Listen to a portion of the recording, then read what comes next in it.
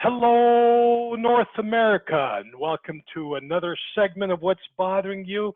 And back by popular demand, our key host, Mr. Frank Cavallaro. Hey, Frank, how you Hey, doing? Don, how are you? Staying I'm healthy as usual as the pandemic continues. It's been over 3 months now. I'm still staying healthy. I know some people that have gotten it and they're recovering, and that's the good news. The good news is a lot of things have opened here in the province of Quebec, but things are going to take a while to get back to normal.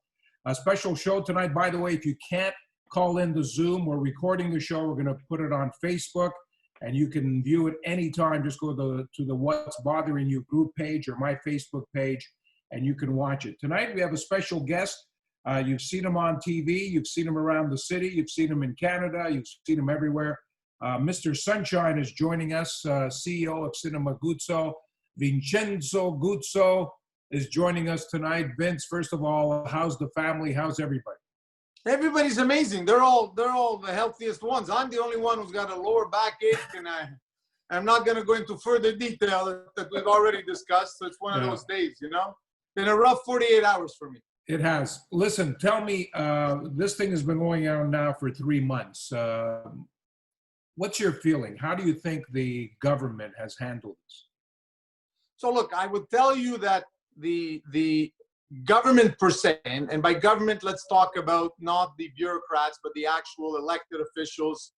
I think they've reacted in a somewhat logical way with the information they had. I don't think many of them had any medical experience. I don't think any of them thought that they were, maybe allowed to question some of the decisions made or some of the data being presented to them. I know that in one of the fundraisers that we used to do with the White Party was to help raise money for an environment cancer chair at the University of Montreal. The doctor in question that had who had the chair was actually an epidemiologist, okay. And he was the first one within days to question the data analysis and how we were doing the math. And I think that if you analyze what's going on, I think you've realized that, you and I are Italian, so I think we're used to this, right? I always like to tell people, if I had a sister, which I don't, my mom would have told her, stay 5 feet away from any man because you could get pregnant if you get closer than 5 feet. So that alarmist, way of thinking is, I think, what, Dr. Arruda used to try and get us to listen to what. But I think what happened is that, even listing all the debts, on a daily basis, on the one hand, it was great for making us listen or maybe abide by the rules. On the flip side, now it raised the fact that most of those debts came from senior citizen homes. And now we have to live with the fact that we had a really bad system taking care of our seniors. So, somewhere along the way, I think we dropped the ball. The real problem for me is not how quickly we close down everything, but it's how slowly we reopen things and how amateurish we are reopening them. For example, I thought it was pretty bad for movie theaters where on the 15th of June, without even being told as a movie theater operator in the largest Quebec-owned movie theater circuit in the province, I'm not even told that Arruda is going to make an announcement about opening theaters a week later, right? And he just announced it. Today, they announced the opening of bars immediately. Like, what the hell does that mean, immediately? Yeah. Like, what do you think? I'm stocking beer? What do you think?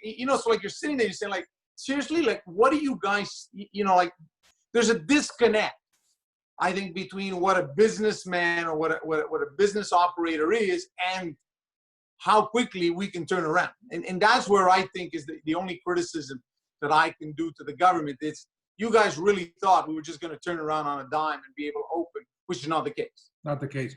I tell you what I don't like. I don't like the fact that you can go into an SAQ store to buy booze, wine.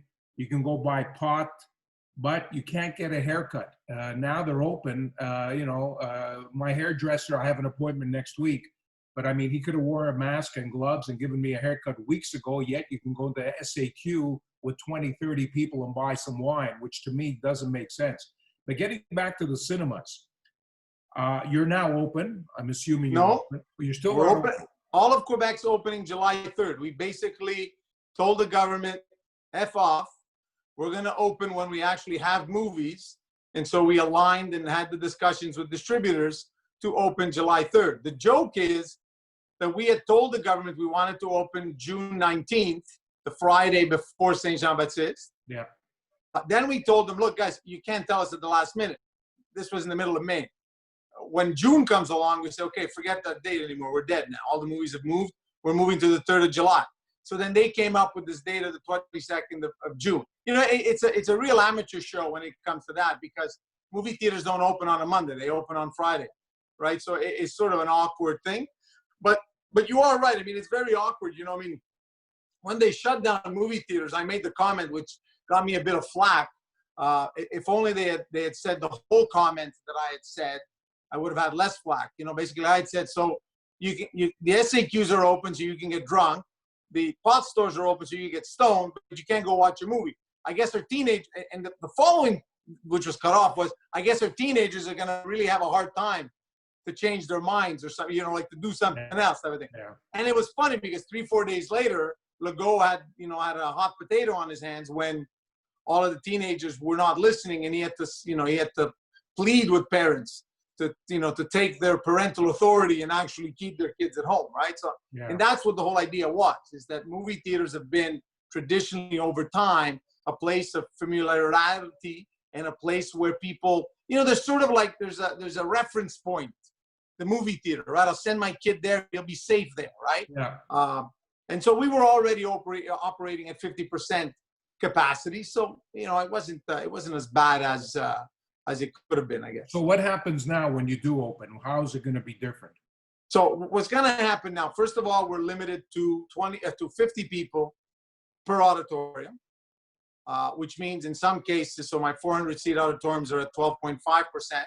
My 100-seat auditoriums are technically at 50, but not really, because I still have to have the distanciation principles. So people can sit in every row, but they have to sit 2 seats away from each other within the same row if they're not from the same cluster, family, address, whatever they want to define it as. In the common area of the movie theater, it's a 2-meter distanciation. When you come in, you will buy your ticket, and then where you go to the usher to get your ticket checked, you will have sanitation stations, so you will have to clean your hands and whatever. Our staff will wear masks and visors. We will disinfect and clean all of the common areas of the theaters. We will not have the arcade spaces open.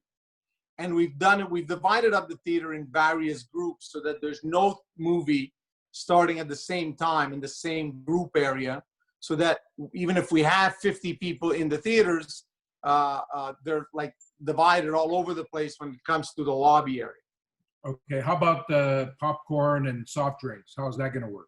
That's all going to be available. That's not an issue. I don't, it's like restaurants. I mean, there's no real issue for them. So same thing here. Listen, I was in Florida, Vince. I was at this iMovies. iPic. Yeah. iPic. I was quite impressed. Do you think that'll ever happen here?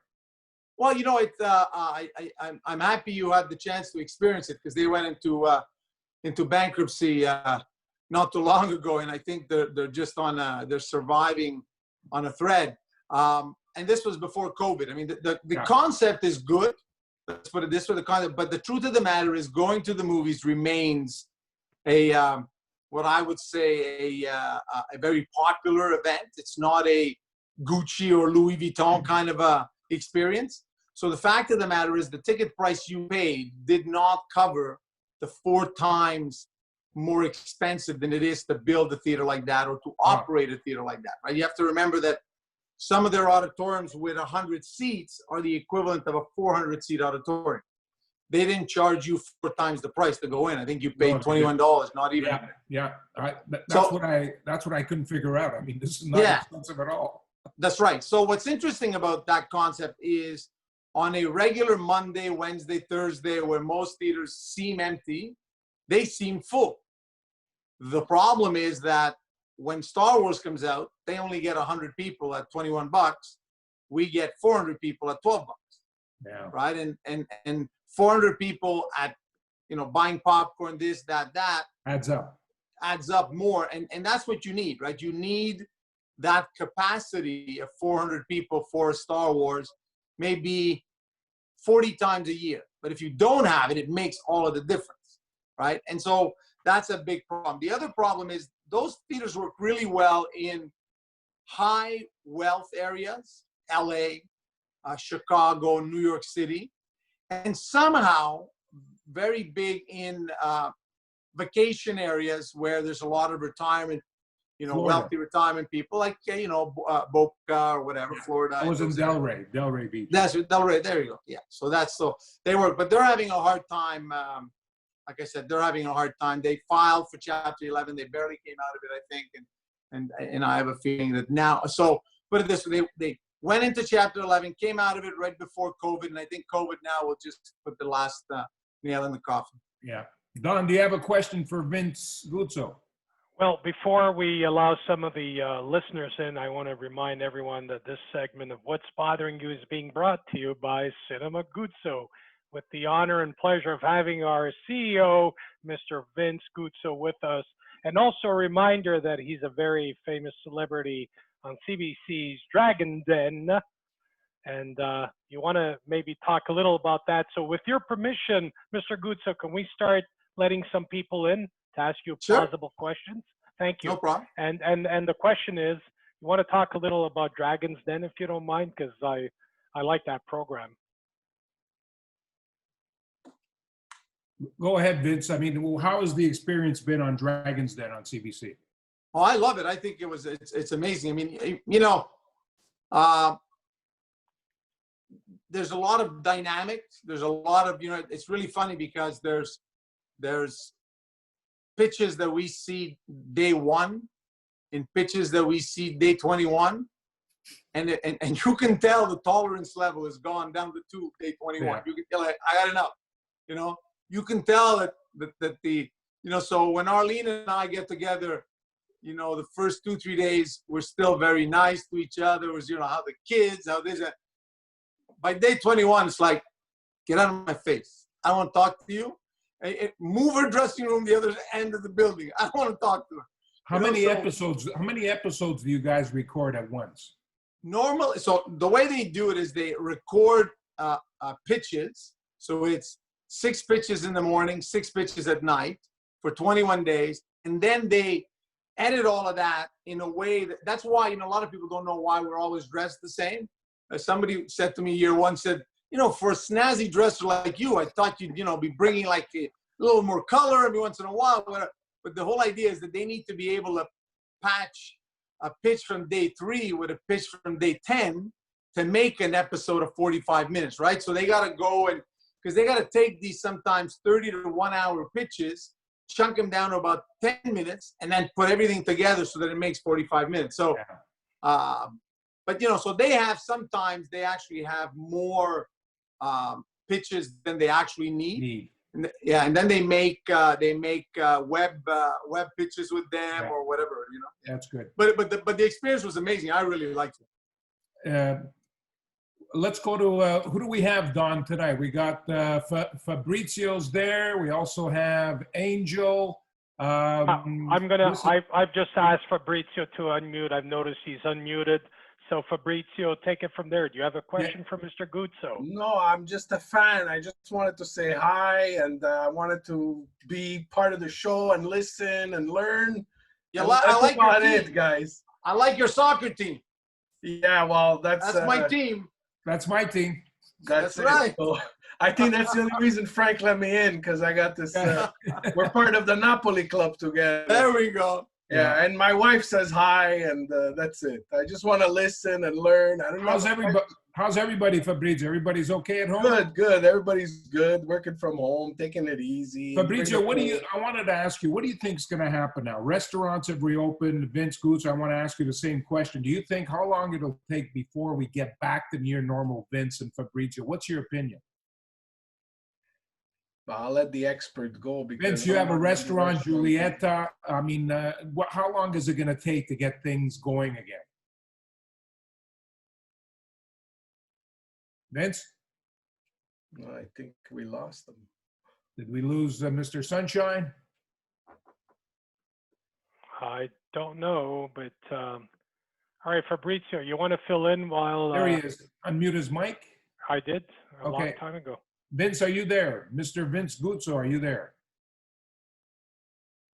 Oh, okay. Okay. Well, is Everything's Fabrizio fine still on my end here. Okay.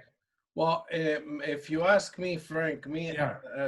my specialty is more in the eating department than in the service or operation of the restaurant. I like this guy already. I like him. Yeah. Well, I'm Napolitan. You have no choice. Yeah. So listen, I was going to ask Vince, because he owns restaurants and stuff. I'm already seeing some restaurants not opening. I think it's going to be tough. I hope this thing gets settled. We get a vaccine soon, or I People don't know that what's have going to happen, but it's people that have restaurants, I know that it's a daily grind, and they're not all glitz and glamour. A lot of sort of mom and pop run restaurants with a single establishment, they struggle enough already working 7 days a week. I mean, I think the only way they can proceed is the government has to step in and reduce their tax rate to maybe half of what, because you can't expect them to run at 50% or 25% and be expected to pay the same taxes and so on and so forth as before. That would just be completely unfair. Yeah, I agree with you. I hope things turn around, because I hate to see restaurants and other businesses close down because of the pandemic. Let's see if Vince Guzzo is there. Vince, are you there? I guess I haven't the foggiest as to what's I happening. see his Mr. Sunshine iPhone, so maybe he put us on pause. Maybe he had to run and do something. So, okay, so we got Fabrizio there. Let's go to Angel. Angel, unmute Angel. See what's bothering you tonight. Angel, what's bothering you tonight? The same thing. Frank, how can I say this Keep it short. in the nicest way without sounding nasty? They're making everybody open up slowly, 50%. It's like taking the Band-Aid off slowly and then asking, does it hurt?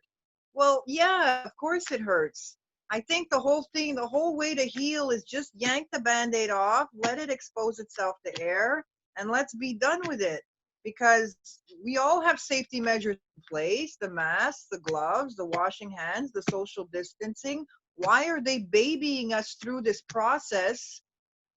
And it's just, people are suffering. Like he said, the taxes haven't been reduced, but they're expecting you to work at 50% capacity. Bars don't even want you to dance and whatever. So we're not allowed, we got to cover our face. We're not allowed to express ourselves. I mean, again, how do I say it without saying, wake up? Yeah, listen, I know what you're saying. It's going to be a tough road. Some people have lost their jobs. Some businesses are not going to reopen. Some have declared bankruptcy. This is not easy. I mean, we're going to have to. Look, Frank, the bar that I was working at, they're gone. They're gone. I have no job to go back to. So you know what I mean? That's one thing. And then if they're running at 50%, well, they're not going to be hiring because half of their staff is already, on furlough because they're only running at 50%. And then on top of that, now that they're saying that they're not even going to extend the CERB checks, which for me, I mean, that doesn't really change anything for me because I never got the CERB check anyway. But for people that do, I could understand that. I mean, I didn't have any income coming in, so that's already hard. But then somebody who has income coming in from the CERB check and then to be cut like that, it's like, okay, you're suffering. Well, welcome to my world. I've been suffering for 3 months now. But I still feel bad for them. I mean, it was like the same thing when they had the thing of everybody, send the kids back to school, which I mean, I don't have kids, but I was upset with that. It's like you're going to put little children in harm's way because you are trying to up your numbers? I mean, yeah. You know what I mean? Like, I almost feel like I'm fighting a fight for things that don't even have anything to do with me. But at the same time, it's all about, you know, at the core of what is right and what is wrong. Just as far as our rights and everything else, it's like, let people live and govern themselves accordingly. We're all adults. We don't need another set of parents.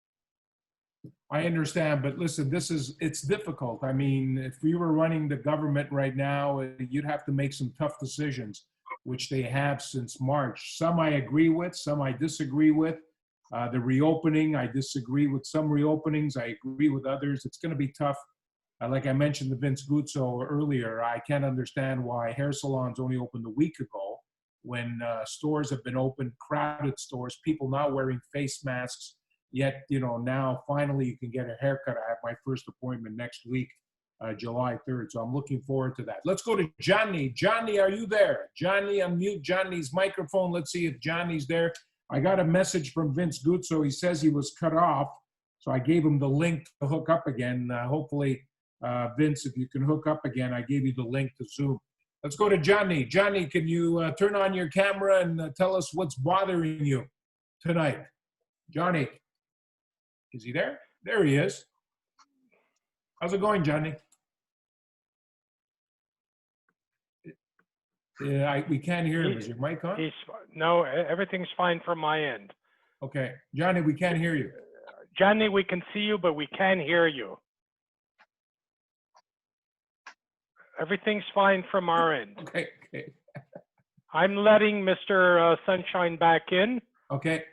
All right. So Mr. Guzzo is coming back in. There Johnny, be on standby. There we go. We're all set. Mr. Guzzo. Vince, Mr. Guzzo. I'm back. Mr. Guzzo, welcome back. Was it something I said? I meant no disrespect. No, I all of a sudden it just went dark on me. I said, you know, I guess some Juventus guy hit the black button. No, it's because I have that effect on people. I seem to, you know, shy people away. Vince, I don't know. Let's put it this way. Here's the question. What's your position on the Naples team? Here's my question. I asked Fabrizio. You own Giulietta. Yeah. How long do you think before restaurants will start surviving again? Look, to be honest with you, I think restaurants will probably get back to normal quicker than other businesses. Just because whether they like it or not, whether, you know, restaurateurs want to admit it or not, they are somewhat, I guess, in control of their own destiny. They cook their own food, right? They have their own service, whatever. You take a movie theater instead. I can give you the nicest theater in the world, most comfortable seats in the world, best screen in the world. If I don't have Mulan, or if I don't have, call it Titanic, or whatever people want to see that week, you're not coming, right? So I'm not as worried for restaurants as I am, for example, for you know, movie theaters, for example. I think we're going to get hit a little harder. But, you know, for all of those who will get hit hard, I think the bounce back will be better. I think a lot of people who thought movie theaters were going to die, because, you know, movie theater must be feline, because we must have died 9 times plus already and we're still here. So I think what's going to happen is, I think, you know, people are appreciating movie theaters more. If you look at the drive-ins, the numbers that are coming out of drive-ins these days with vintage movies, it really, I mean, it's really impressive. I mean, it's like you sit there and go, seriously? Yeah. Like, you know, $80,000, $60,000, $70,000 a weekend, you know, for like those movies. Okay. You know, I guess people really want to get out. Yeah. I think also what's happened with this pandemic is I think people have realized, you know, you can call Netflix what you want. You can call it Netflix, video on demand, streaming, put all the fancy names you want, all the fancy acronyms. At the end of the day, it's TV, right? And I think a lot of people have realized that. And then the ultimate question that everybody seems to forget all the time is, not everybody lives in a home that is their ideal place to live in, right? So, for example, I have one of my bankers who just got married, and she lives in a 580 square foot apartment in Griffintown. Good luck after 3 months being confined into your apartment with your husband. Yeah. If you can survive that. You've survived every single test possible in your marriage. You'll be married forever. Yeah, Right. that's So true. that's what a lot of people don't realize. Right. So, Mr. but Guzzo, restaurants, I think restaurants will bounce back, fairly quickly. People need to socialize. People need to go out. Mr. Guzzo, with Frank's permission, I have a very delicate question because of who you are in the business world. I mean that with all due respect. What's your take on how serious this pandemic is? In other words, you've heard rumors of some people thinking it's a conspiracy created by the very rich far lefts, whatever, as a demeaning world stabilization. How do you feel about all that? What's real? What's not real? So I'm not a big believer of of these conspiracy theories. I just never have been. Mm-hmm. I'm going to admit to something that most of the times I wouldn't admit to, because it's something that, I'm a Freemason, and God knows there's more than one conspiracy theory about Freemasonry. I know that when I was, sometimes I'll tell you how some conspiracies get created, right? So, at one of my homes, I have a Freemason sign on the door, and I had ordered these oxygen tanks. Sort of to, because sometimes I have a hard time breathing, I would use these things. And so my housekeeper there saw these things come in September, didn't think anything of it. When in March, I'm at the house and I ask him to put that in the car and I'm coming back to Montreal, he looks at me, sees the sign on the door, sees those cans and says, "You knew this was going to happen, right?" Says, "What are you talking about?" Says, "What? Like, why would you order those oxygen things? Because you knew that this whole thing was going to happen. It happened in October in China, whatever." I looked at him and says, "For the love of God, take 3 or 4 of them for your family. Leave me alone, would you please?" And so I don't believe in a conspiracy. I don't believe that it was made up. I think what has happened is we panicked and we reacted in a position of panic. And not to say, our leaders, not to say we panicked, will allow all of these conspiracies to float, because it somehow justifies their impulsive reaction that comes from panic. That's as simple as that. I mean, believe it or not, it's in the middle of this epidemic beginning to start sometime in the middle of February, when I decided not to run for the leadership of the Conservative Party. And that's when I gave my support to a guy like Aaron O'Toole, right? And I did that first and foremost because I knew him, and I exchanged with him a number of times or whatever. And I felt comfortable that as an experienced military man, I said to myself, if a real pandemic's about to come, I'd rather have a military man who's not afraid, who's used to seeing, horror in the face, so that he can stay cool, calm, and collective. And I think that's what we should have done. These theories that China did it on purpose, that Trump's doing it on purpose, or vice versa. Look, I'm high enough in the political pyramid these days that I do get some inside information, like get back to Montreal before New York City shuts down and you get stuck in New York City. So, but I haven't heard anybody in the higher ends of that pyramid tell me, this was all planned out. Thank you for that. I just want to remind us all, we got 5 minutes left for this wonderful, wonderful interview. You know the way the game works. You're a TV and radio man, bar none. Don, let's go to, we got Mark Spires. Unmute Mark. Mark, do you have a question for Mr. Sunshine, Vince Guzzo? Not really, no. I just joined I joined late, and I was wondering what his take on who's running for the Conservative Party, what his favorite is. Well, I'm it's official in the sense that I'm Aaron O'Toole's fundraising chair, national fundraising chair. So that's, as I always like to say, that's probably put your money where your support is. So that's what I did. I actually went out and made the calls and made sure that Aaron could win this race. I don't necessarily know Peter MacKay that well. I mean, I know him from the experience that I've seen him as a politician and so forth.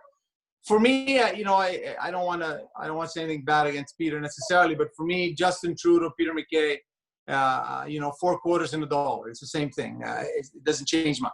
Aaron's more of a cool, collective guy, and I trust him way more to be a fiscally responsible guy, and we're going to need that in the next 4 to 8 years once this whole mess is over. A lot of people need to realize that even the companies that will make it through this whole pandemic, we've still lost money. We've still, as we call it, a burn rate, that we've lost money that we will never make back or could never justify. It's not like I'm burning money, but I know 12 months later I have a piece of software. No, I just burnt, for example, $8 million, and I got nothing to show for it, and I'll never show anything for it. So there's going to be a lot of help still needed. And so I really wanted a guy that was fiscally responsible and a guy that is not wishy-washy. And to be honest, I never like when a candidate's answering a media question and then he gets told by a staffer, oh, you're not supposed to answer that question. She wasn't supposed to ask you that question. And he walks away from answering the question. No, I don't get it. I mean, it's an interview. You take your risks as you go, right? That's the basis of the interview. I mean, unless it was a truly personal, let's say he was going through a divorce. We're not going to talk about the divorce. It's about my job. It's not about my personal life. Okay, but so my support is behind Aaron O'Toole. Thank you, Mark. Let's go to the iPhone. Who's on the iPhone that wants to go on? Don, unmute the iPhone. No, here, let me do it once again. There we go.